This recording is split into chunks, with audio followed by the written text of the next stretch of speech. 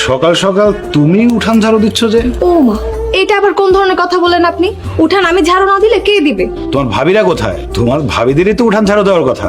আজকে যখন আমার ভাবিরা ঘুম থেকে উঠবে, আপনি ওনাদের কাছ থেকে একটা কথা জিজ্ঞেস করবেন যে সূর্য কোন দিক দিয়ে ওঠে। সূর্য পূব দিক থেকে ওঠে, এটা তো সবাই জানে। সবাই জানলেও আমার ভাবিরা কিন্তু জানতে পারবে না। ওনারা ঘুম থেকে উঠেই ঠিক 12টার সময়, আর সূর্য ওই সময় কোথায় থাকে? ঠিক মাথার উপরে। তো তারা জানেই না সূর্য আসলে কোন দিক দিয়ে ওঠে। ঘুরিয়ে পেঁচিয়ে কথা বলো কেন? সোজা করে কোনো কথা বলতে পারো না? আমার কথার কোনো প্যাঁচ পোচ কিছুই নেই। আমার মুখে যা আসে আমি কিন্তু সেটাই বলে ফেলি। পেটে আবার আমি বেশিক্ষণ কথা রাখতে পারি না। আচ্ছা, আপনার এখন কি লাগবে বলুন তো? রাত্রে নিশ্চয়ই খাওয়া কম হয়ে গেছে, তাই না? আপনি একটু অপেক্ষা করেন, আমি উঠানটা ঝাড়ু দিয়ে আপনার নাস্তার ব্যবস্থা করতেছি। আমি কি তোমাকে একবারও বলেছি আমি নাস্তা করব? তুমি যে কাজটা করছিলে সেটাই মনোযোগ দিয়ে করো। আমি বরং একটু গ্রামটা ঘুরে দেখে আসি। নাস্তা করবেন না? না, নাস্তা করব না। আপনি যদি নাস্তা না করেন তাহলে আমার ভাইদের নাস্তাটা বেঁচে গেল। রিয়া, আইডিয়া, সকালবেলা সকালে একটা ঝাড়ু হাতে নিয়ে তুমি আমার বেডরুমে ঢুকছো কেন? আমার একদম ভুল হয়ে গেছে।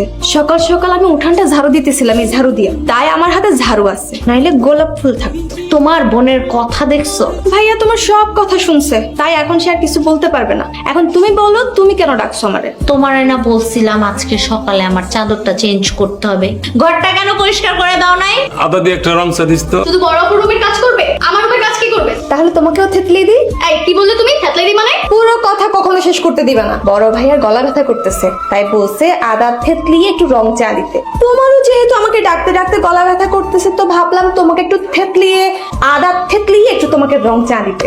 আমার না রং চা লাগবে না, ওইখানে শাড়ি রাখা আছে, ওইটা নিয়ে যে সুন্দর করে ধুয়ে তারপরে মার দিয়ে ছাদে লেড়ে দিবে, আর ওইখানে দাঁড়িয়ে থাকবে, দেখবে যেন কোনো কাক না আসে। আমার কাপ রং চা দিস। লাও ঠেলা। ভাইয়া তুমি ভাবির সাথে ডিসকাস করে নাও যে আগে কোনটা করব।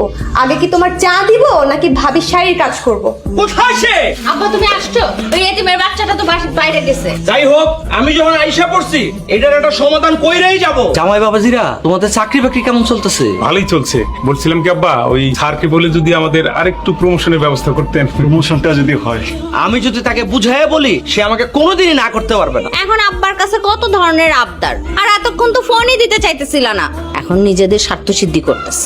আমি তো বারবারই ফোন দিতে চাইছিলাম, তাই না ভাইজান? বলছে তো। হইছে হইছে, ঢং কম করো। বাদ দে তো তোদের চিলাচিলি, আগে তোদের বাড়ির সমস্যাটা সমাধান করি। আসসালামু আলাইকুম স্যার। ওয়ালাইকুম সালাম।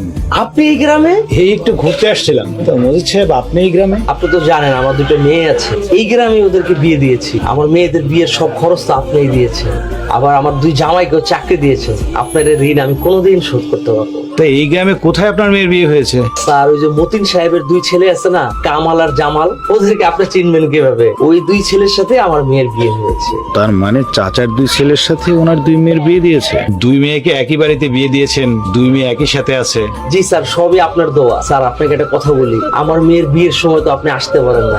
এখন যদি আমার মেয়ের শ্বশুর বাড়িতে একটু যান, আমার মেয়েরা এবং আমার জামাইরা খুব খুশি হবে আপনাকে দেখে। আমার মেয়ের জামাইরা খুব খুশি হবে, কারণ আপনার জন্যই তো ওদের চাকরি হয়েছে।